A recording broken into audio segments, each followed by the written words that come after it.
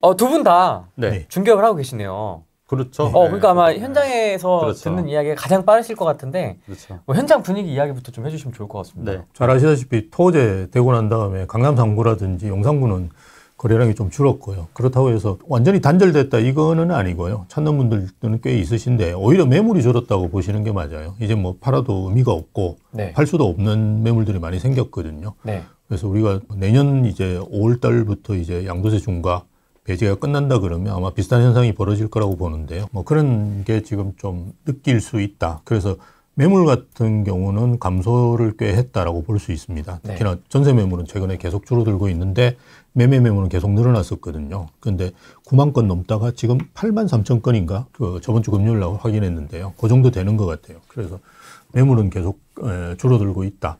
그리고 잘 아시다시피 토제 같은 경우는 이게 계약이 되려면 시간이 좀 필요합니다. 일단 약정을 먼저 하고요. 그 다음에 이제 허가를 받는 거거든요. 그래서 아직까지 이렇게 계약이 안 된 건들이 꽤 있을 거라고 봐요. 네. 그래서 그런 것까지 고려한다 그러면 뭐 절벽 상태보다는 좀 움츠러들어 있다라고 보시는 게 맞는 것 같고요. 대신에 이제 마포나 성동 이런 쪽은 신고가 계속 나오고 있습니다. 마포는 5월 달에도 계속 거래가 되고 있고요. 일단 마포는 이제 괜찮은 아파트는 22억, 23억 정도고 매물은 거의 한 25억 가까이 나오는 걸로 저희가 파악이 됩니다. 그래서 거의 뭐 연초 대비해서는 한 5억 정도 올랐다라고 보시면 되는데요. 작년에는 안 그랬냐? 작년에도 비슷합니다. 작년에도 한 15억에서 20억 정도까지 올랐거든요. 그래서 한 5억 정도씩 지금 오르고 있는 상황이다. 마포는 아니지만 성동구 같은 경우는 잘 아시다시피 그 서울숲 아이파크 리버포레라고 하는 아파트가 입주하면서 25평이 25억을 기록했거든요. 그러다 보니까 주변 시세를 이제 마찬가지로 끌어올리고 있고요. 이렇게 그 신축이 입주하면서 이제 가격을 끌어올리는 경향들은 이제 계속 눈에 보이는 것 같습니다. 그래서 매물이 줄어들면서 주거선호지역 중심에서 가격이 오르고 있는 현상들은 계속되는 것 같고요. 통계상으로 보더라도 비슷한 것 같아요. 그래서 뭐 아시다시피 저번 주하고 저저번 주하고 다르게 저번 통계에 집계된 걸 보면 서울이 이제 0.1%로 이제 상승폭이 확대됐고요. 네. 0.1%는 의미가 있습니다. 왜 그러냐 그러면 0.1%를 연율로 계산해 보면 이제 5%가 넘거든요. 그래서 우리가 부동산 시장에서 5%가 넘는다는 수치는 이제 의미 있는 상승으로 가고 있다. 그리고 거래량 같은 경우도 작년에 기억하시겠지만 한 2,000건, 3,000건 서울이 매매 거래량이 그랬는데요. 최근에 이제 5,000건대로 올라섰고요. 물론 이제 10,000건대 거래된 게 3월 달인데 그거는 이제 토제 때문에 그런 거니까요. 우리가 좀 뭐 제외하고 보시는 게 맞는 것 같고요. 2월 달에 아마 6,000건 훌쩍 넘었고요. 4월 달에도 지금 5,000건이 훌쩍 넘었습니다. 그리고 5월 달에도 지금 제가 아침에 확인했는데 2,300건이 넘었어요. 그럼 아직 6월까지 집계가 돼야 되잖아요. 네. 그럼 이제 5,000건대로 이제 좀 안착하는 느낌. 그럼 이제 그게 이제 우리가 뭐 10년, 20년 평균 내보는 거하고 비슷하다고 볼 수 있거든요. 그러네요. 예. 그래서 시장은 뭐 여러 가지 정치 일정 때문에 불안하긴 하지만 그래도 안정화되고 있다. 이제는. 예. 즉 상승의 모멘텀을 만들면서 작년하고 좀 다른 모습을 이제 상승의 모멘텀을 만들기 위해서 안정화되고 있는 모습들을 보이고 있다라고 보시는 게 맞습니다. 거래량 폭감 막 이런 키워드에 좀 저희가 눈이 사로잡혀서 그런지 예. 근데 평균은 그냥 그대로 가고 있네요. 아, 그럼요. 그거는 이제 강남 3구하고 이제 우리 최지훈님 말씀하시겠지만 강남 3구하고 용산 이런 데가 뭐 토제 그리고 그 송파나 강남은 토제를 겪었잖아요. 예. 근데 서초나 용산은 처음 겪는 거거든요. 그래서 중개사분들도 막 전화해서 압구정동에 물어보고 계약하고 뭐 이러는 경우 많아요. 해본 적이 없거든요. 이거 참 좀 복잡습니다. 그 하기에 뭐 약정을 먼저 하고 그 다음에 계약을 해야 되거든요.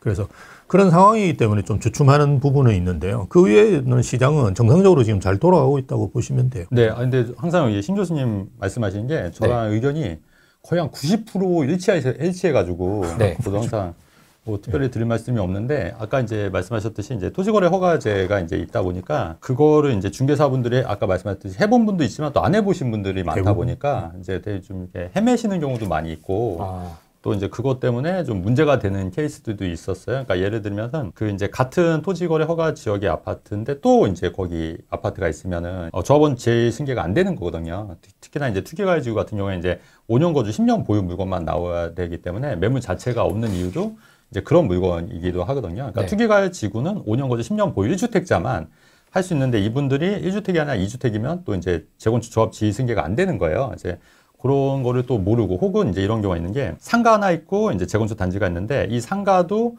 이제 같은 이제 이게 아파트 되기 때문에 사실은 이 상가도 그 1주택이 맞지만 이것도 상가가 있기 때문에 이제 조합원 지위승계가 안 되는 경우가 케이스가 있었어요. 근데 이제 그런 거를 또 잘 모르고 이제 또 중개했다가 또 이제 좀 약간 문제가 됐던 소지도 있었고. 그럼 그런 경우에는 그냥 계약을 이제 취소하고 이제 뭐 반환하고 했는데 어쨌든 그 매수인 입장에서도 이제 약간 그 기회 비용이 상실한 거잖아요. 그렇죠. 또 그래서 이제 그것 때문에 또 이제 중개사들과 좀 마찰도 있었고 또 이제 그거에서 뭐 일부 물어줬다는 뭐 이런 얘기도 있고 뭐 그런 얘기들도 있고 그래서 그러니까 이게 굉장히 토지거래 허가가 매수 매도인도 힘들지만 또 이제 중개하시는 입장에서도 굉장히 힘든 이제 하는 거고.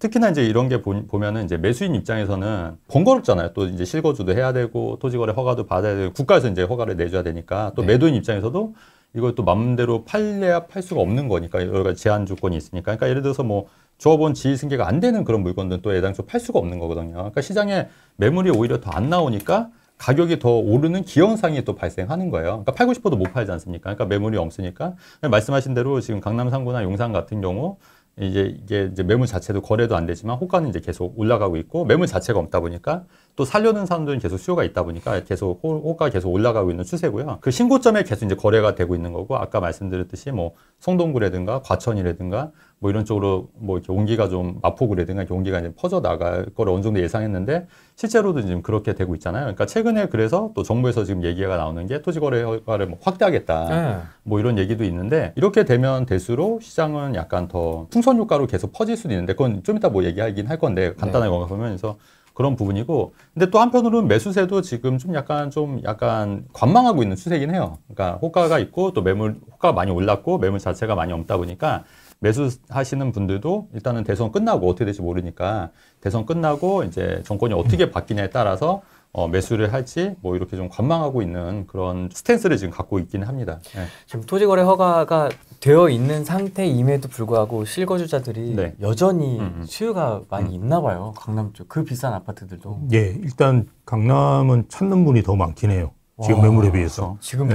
예, 맞습니다. 그래서 진짜 특정 아파트 이런 것들은 좀 살려고 하는데 매물이 어디 있냐 뭐 이런 거 이제 물어보시는 분들 많거든요. 사실은 마포나 성동 정도만 되더라도 좀 매물을 찾아야 되는 상황이라고 보시면 돼요. 그래서 실제로 저희가 매매 매물 같은 전세 매물은 뭐 줄어든 지 오래됐고요.